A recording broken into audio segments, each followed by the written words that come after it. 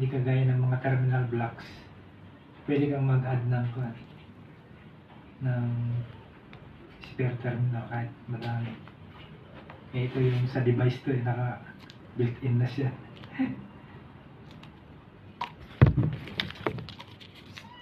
I-con na lang tawag nito. Yung parang ganito.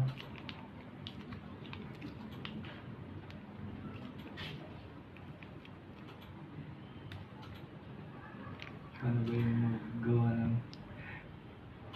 circle?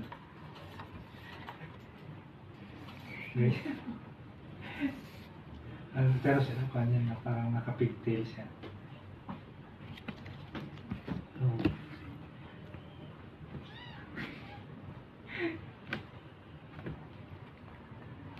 Pero i-confirm ko muna bago natin ito.